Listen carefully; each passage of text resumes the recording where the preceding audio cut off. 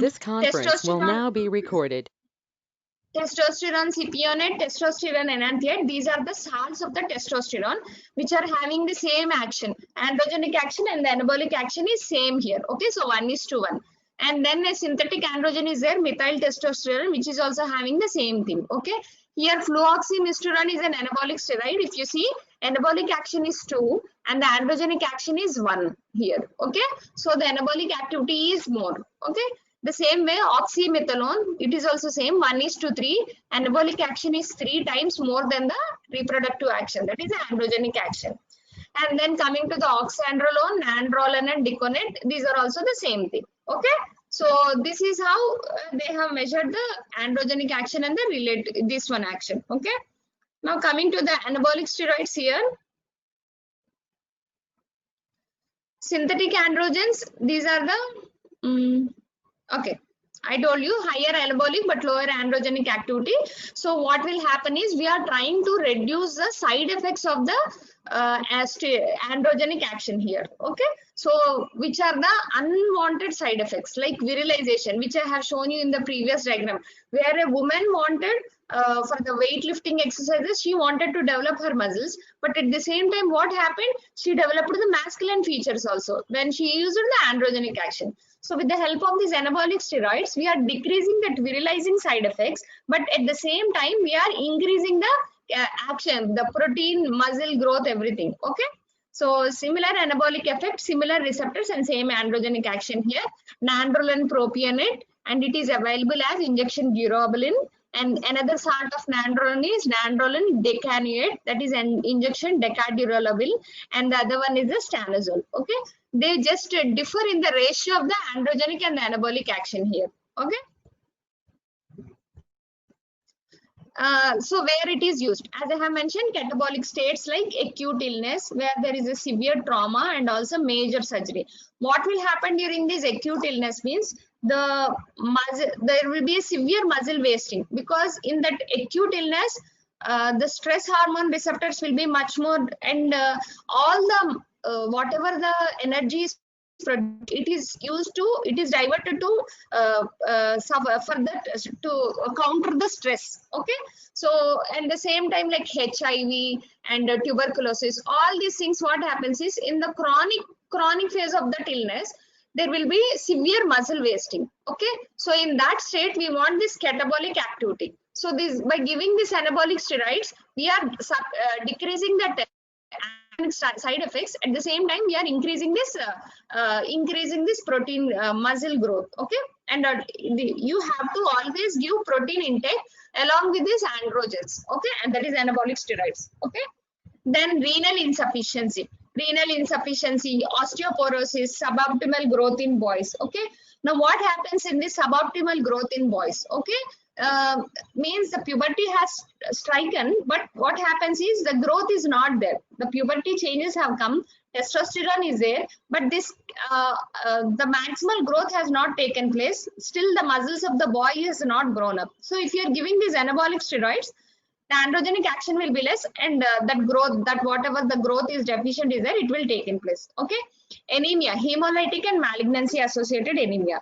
As I have mentioned before, testosterone is having action on the bone. What is that? The bone. What is it? RBC production. Okay, it is stimulating the RBC precursor cells, and it is producing more amount of the RBC cells. That is why you see around 14 to 16 grams hemoglobin percentage in the males. Okay, so in the anemia, which is because of the hemolytic anemia, because due to severe other causes where the RBC cells are dying, so you want to increase the production of the RBC cells. And the other one is the malignancy associated. The same thing, cancers also, what happens, severe when we are giving the treatment, all the cells, normal cells, will also be destroyed at the same time. So if you are giving this anabolic steroids, the RBC production will be increased and the hemoglobin production will also be increased. Okay, and the next one is the performance enhancement. For those men who are suffering with the impotency and performance anxiety, if we are giving these anabolic steroids, that will also help. And especially in the games. Okay, what happens, they will have a little bit of fear, anxiety when they are playing these games, and also the capacity it is increasing the RBC production. So hemoglobin production is increased. So more amount of hemoglobin will be there. When more amount of hemoglobin is there, more oxygen will be there supplied to the body. Okay, that is one way which is very helpful for the sports and athletes. And the other one is the muscles. When the muscles are grown, you'll have more amount of ATP that will be burned, and it will be more energy will be there. Okay, so for this increasing in the performance enhancement for these people also, for the sports people also, it is used. So as it is being misused, it is there in the dope test. Okay. Renal insufficiency also the same thing. When there is a problem in the kidney and it is not producing the apoitin, obviously the hemoglobin production will be decreased. So once the hemoglobin production is decreased, obviously they will land up in the anemia. To suppress that, these anabolic steroids are used. Okay. So that is about these anabolic steroids, okay, which is being only used, misused, okay, which is not being properly used, okay. And then anti-androgens which are available now: danazol, cyproterone, flutamide, finasteride, and bicalite, okay, which I think some drugs which I have mentioned previously earlier, okay, ketoconazole, and those drugs which are also having anti-androgenic action, but you have to give in a very high doses. So those are not used in therapeutically for now. Okay, so only drugs which are used therapeutically are danazole, cyproterone, flutamide, and finasteride. Okay. Now here danazole, it is an ethisterone derivative which is very effective orally. It is having androgenic action, means agonistic action is also there, anti-androgenic action is also there, but androgenic action is very weak. Okay, and at the same time anabolic action is also very weak. Okay, and some weak progestational and glucocorticoid action is also there. Okay, but it is labeled as an impeded or attenuated androgen, means opposite of that androgenic action. Okay, what happens is because of this weak androgenic action, partial agonistic action is there. So what it is doing is, it is binding to the androgen receptor action. It induces some androgen specific mitochondrial RNA production, and that proteins are produced. Okay, but what happens after some time? It will lead to more production of testosterone, which will further inhibit through the HPA in axis negative feedback mechanism. So it is suppressing the FSH and LH production, and thereby it is inhibiting the testicular or ovarian function directly. Okay. And that is an indirect way. Directly also it is inhibiting steroids enzymes, okay, especially the aromatase enzyme. It is inhibiting the steroids enzymes. Okay, so because of this anti-androgenic action, it is used in both males and females because it is suppressing both FSH and LH. Okay, as FSH and LH are having action in both the both the sexes, that is male and the females. So it is used in the female genital conditions like endometrial atrophy and the amenorrhea also. Okay, in the endometriosis also this danazole is used, where because of the excessive endometrial production, endometrial gland is more produced, and whenever more excessive endometrium is there, excessive bleeding will be there in the females, and obviously dysmenorrhea also will be there. Okay, so now whenever we are giving this danazole, it is decreasing the symptoms and side effects. Okay, it is immediately within 2 to 3 weeks it will reduce this dysmenorrhea, and the bleeding will also be stopped. Okay, so that is why it is resulting in the endometrial atrophy and the amenorrhea. Okay, half-life is around 12 to 18 hours. It is having a dose, different preparations, that is 50 milligram, 100 milligram, 200 milligram, but will dosage is around 200 to 600 milligram per day. Okay, so as I have mentioned, endometriosis you have to give around 3 to 6 months course so that the endometrium will get atrophied. Okay, and menorrhagia, as I have told you, it is reducing the endometrial tissue, so obviously the bleeding will also be stopped. And the next one is a fibrocystic breast disease. Okay, what is this disease means? Because of the excessive action of the estrogen receptor on the breast cells, okay, the more cyst will be formed with around the fibrous tissue, and the females will be complaining of a little mass in the breast organs and also pain. Okay, and this pain will be it will be in a cyclic phase, because this fibrocystic breast disease is due to the hormonal thing. Okay, whenever this more estrogen is produced, and that estrogen will be acting on that receptor. Okay, so during that periods, that is menorrhagia, menstruation phase, more because of the estrogen receptor action, the female will be complaining of pain during the menstruation phase. Okay, so at that time also because this is decreasing the bleeding, and obviously because of the negative feedback inhibition of the FSH and LH, this fibrocystic breast disease symptom relief also it can be used. Danazol can be used. Okay, and the other one is a hereditary angioneurotic edema. In this, it is mainly decreasing the complement production. Okay, especially the C1. When this complement production is decreased, obviously the inflammatory pathway is decreased, so it is helpful in symptomatic relief. Okay, gynecomastia, that is development of breasts in the males. Okay, as it is again the same thing, FSH LH production is decreased, so obviously there is no stimulus to produce the breast in the male. Okay, and the last one is the infertility. Infertility, we will use as better drugs are there compared to the danazol. Okay, side effects, because what happens, amenorrhea, why the patient will end up in amenorrhea means because we are using in severe bleeding cases, endometrial atrophy will take place. When the endometrium is totally atrophied, means very little amount of endometrium is there, obviously the bleeding will be very decreased. Okay, but sometimes they may land up in complete amenorrhea if you are giving in high doses. Okay, androgenic effects, it leads to the decreased breast size, hirsutism, weight gain, especially in the females. Okay, and hot flashes, night sweating and cramps, and loss of libido in men because anti-androgenic action. Okay, next one is a cyproterone acetate. It is having directly anti-androgenic action. Okay, not like the danazol, negative feedback mechanism, FSH LH inhibition. It is directly acting on the anti-androgenic action. Okay, progesterone like activity, it is also there, because of which it is inhibiting the LH, and there it is causing anti-androgenic action. Okay, actual thing is anti-androgen direct action is more when compared to this progesterone like activity. Progesterone like activity is very weak, but direct anti-androgenic action is more. Okay, and it is also competitive antagonist. It is also competing with the DHT for the androgenic receptor. Okay, so it is also used in the precocious puberty in the boys, inappropriate sexual behavior in the men, and virilization in women also. Because of excessive use of testosterone, the females may end up in virilization. In that case, you can use this cyproterone acetate. Okay, inappropriate sexual behavior in men is psychological disorders where the men will have a high urge to have the sex. Okay, so to decrease that, you are giving this anti-androgen cyproterone acetate, which will decrease the testosterone levels, and then the behavior will come down. Okay, but this is having a very limited use. Okay, because of the excessive side effects like hepatotoxicity.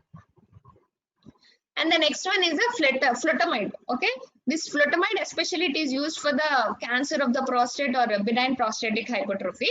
This is one compound which is not a steroid. Okay, it is totally not a steroid. It is a synthetic, and it is having no hormonal activity, only anti-androgenic action, that is specifically androgen receptor. Okay, it is having a metabolite called 2-hydroxyflutamide, which is active one when compared to the flutamide. Okay, it is completely blocking the androgenic action, so there will be no accessory sex organs, pituitary, everything will be stopped. Okay, at the same time, by negative feedback mechanism also, it is increasing the LH secretion. Because it is androgenic action is not there, negative feedback, by feedback mechanism, the HPA will start producing this LH. Okay, so it is increasing the LH production, but the testosterone levels may not change that much. Okay, to overcome the direct anti-androgenic action. As I have mentioned, it is directly used in the cancer of the prostate along with the GnRH agonist. Why we are using in combination therapy? If you remember your anterior pituitary chapter, there they might have mentioned the GnRH agonist. What it is doing is superactive GnRH agonist or superactive long-acting GnRH agonist. What they will do is initially they will be having agonistic action, so they will be producing this FSH and LH action. Then what happens? By after a few around 1 month to 2 months time, I think it will be around 1 to 3 months time. At that time, because of the negative feedback mechanism, it will inhibit the testosterone production. Okay, but during this 1 to 3 months where the agonistic action is there, the testosterone action will be there during this 1 to 3 months time. So to decrease that agonistic action, we'll always give an anti-androgen along with the combination of the superactive or superactive long-acting GnRH agonist. So flutamide is used in combination with GnRH agonist for the treatment of the cancer of the prostate. Okay, At the same time, female hirsutism. Female hirsutism means development of the hair around the chin and the development of the mustache, and you'll be having excessive hair growth. Okay, so to decrease a female hirsutism also it is there. Adverse reactions are gynecomastia, breast tenderness, and liver damage is also there. So 250 milligram tablets are used. Next one is a finasteride. Okay, finasteride is a competitive inhibitor of the 5-alpha reductase inhibitor. Okay, so if you in the last class I told you this androgens, testosterone, what it is going after the it will be converted into an active metabolite called DHT. Okay, dihydrotestosterone by 5-alpha reductase enzyme. Testosterone levels are there normally, but because of the inhibition of this enzyme, testosterone is not being converted into the active compound, that is dihydrotestosterone. Okay, so it is selectively inhibiting the 5-alpha reductase enzyme, especially this type 2 isoenzyme. There are two types enzyme, type 1 and type 2. Here it is relatively selective. It is not like it is inhibiting only type 2. It can inhibit both, but it is relatively selective to the type 2 enzyme. Okay, it is mainly acting on the prostate gland, so DH2 levels are decreased, so obviously prostate hypertrophy will be decreased. Because testosterone levels are not changed, FSH and LH levels will also be not changed here. Okay, so benign prostatic hypertrophy, there will be two types. One is static component and the other one is a dynamic component. Dynamic component is related to the muscles around the prostate muscles and the tone of the benign valve. Okay, and here it is mainly dealing with the static component. It is nowhere related to the dynamic component, so it is not affecting the muscles here. It is just prostate volume only, it is decreasing. So benign prostatic hypertrophy, decrease in the prostate volume, so obviously muscle hypertrophy will not be there. Inside the prostate volume will be there, so improved urinary flow obviously, and reversion of the disease progression also will be decreased. Okay, but what happens is if you withdraw immediately suddenly, it will result in the regrowth of the prostate. So you have to give continuous therapy, and if you are giving continuous therapy, you will see the benefits for around 3 years. Okay, so but again after that also if you are stopping, you will see immediately within 6 months again regrowth will be there. So finasteride, it is used before surgery just to improve the symptoms and signs, but surgery is the best treatment for the BPH. Okay, and the next one is a male pattern baldness. Okay, male pattern baldness, why it is specifically used means this aromatase enzyme, whatever it is there, 5-alpha reductase type 1 enzyme is present in the hair follicles in the males. Okay, so as it is reducing both of the enzyme type 1 and type 2, so the hair follicles will be stimulated and obviously the hair growth will be there. But again the same thing, after 1 year if you are stopping the drug, again the baldness will come back. Okay, and pharmacokinetics, it is effective orally, it is metabolized in liver, T-half is around 4 to 6 hours, and side effects will be because of this anti-androgenic action, you will see loss of libido, impotence and decreased ejaculation. Okay, 5 milligram OD or 1 milligram OD in baldness it is used. And the next one is erectile dysfunction drugs. And before that, there is one more new drug is there, that is dutasteride. It is inhibiting both the enzymes, 5-alpha reductase type 1 and type 2 enzymes. Both the enzymes it is inhibiting, and T-half is very advantageous. It is having around 9 weeks. So it is used in BPH and male pattern blindness. Advantage is risk of carcinoma is also decreased in this dutasteride when compared to the finasteride. Coming to the erectile dysfunction drugs. Okay, now what is happening in erectile dysfunction means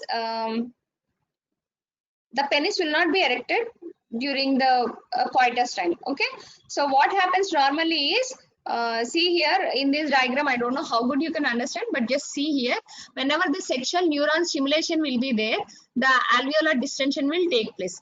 At that time, because of this nitric oxide, this is a very complicated process actually, nitric oxide and the cyclic guanine monophosphate, because of this PDE5 it will be there, initial vasodilatation will be there, and it will be there. Whenever we are giving this PDE5 inhibitor, that the GMP production will not be there. Okay, here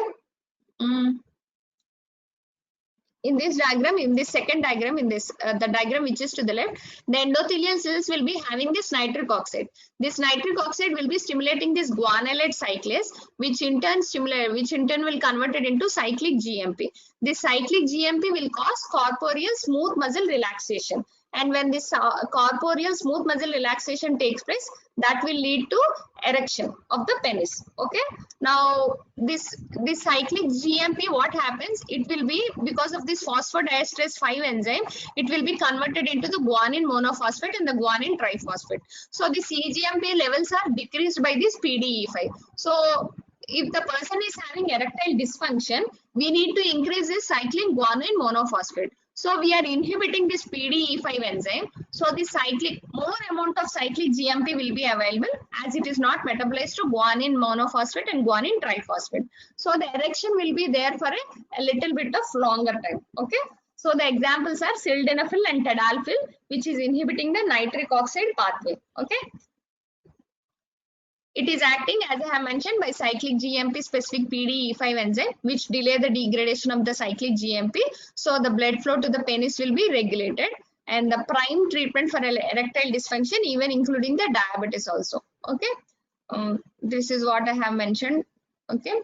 Clinical uses, especially first thing is sexual dysfunction, and the other organs is pulmonary arterial hypertension. What happens in that time is, it is because of this PDE5 enzyme, the vessel will be relaxed for a longer time.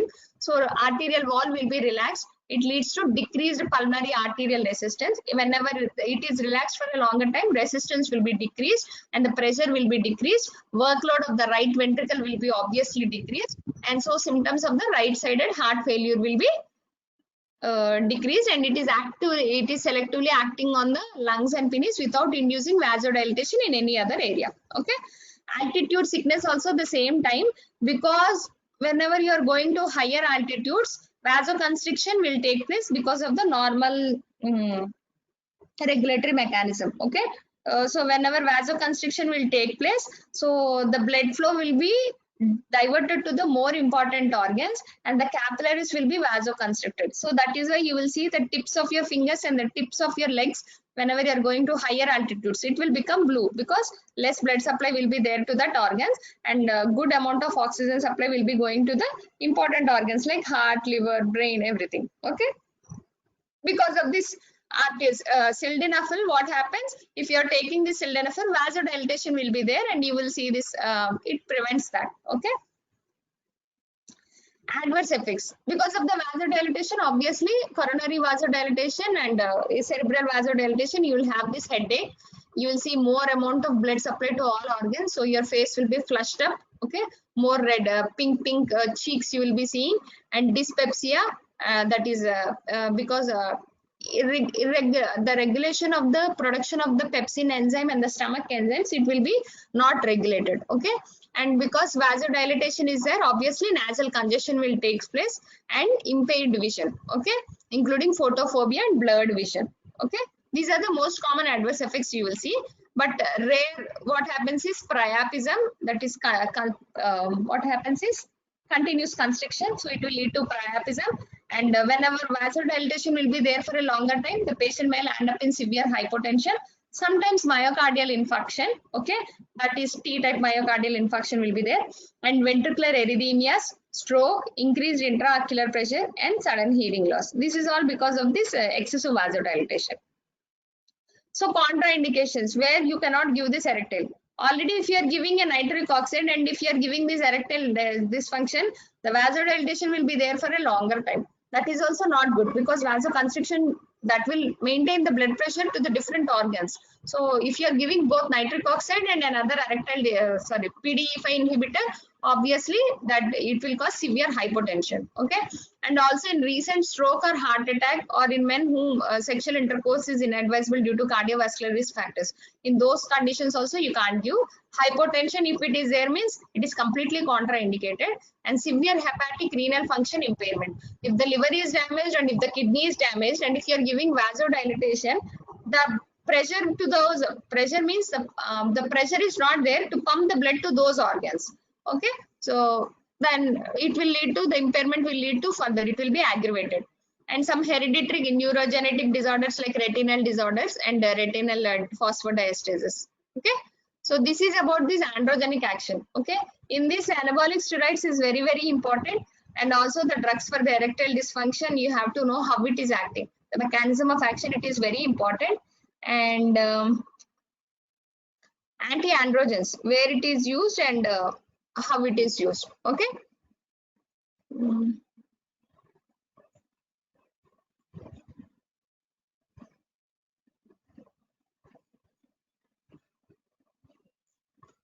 Let's take attendance. Okay.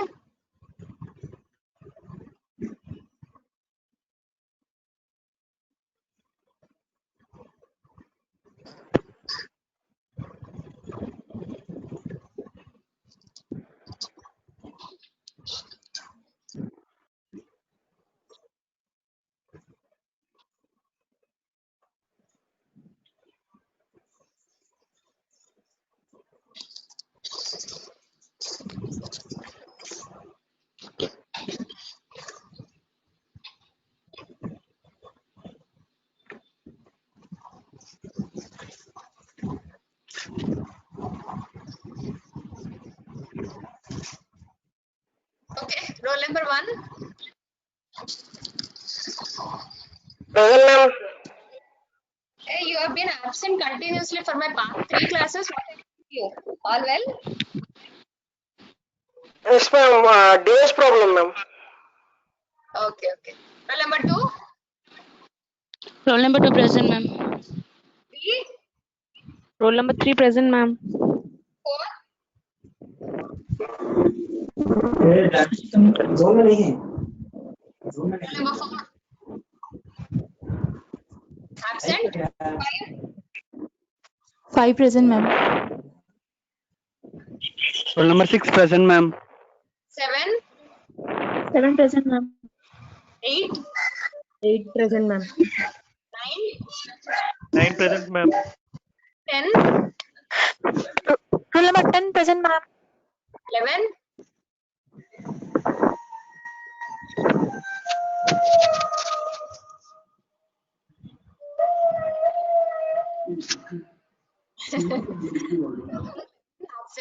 12. Roll number 12 present, ma'am. 13. Roll number 13 present, ma'am. 14. 14 present, ma'am. 15. 15 present, ma'am. 16. 16 present, ma'am. 17.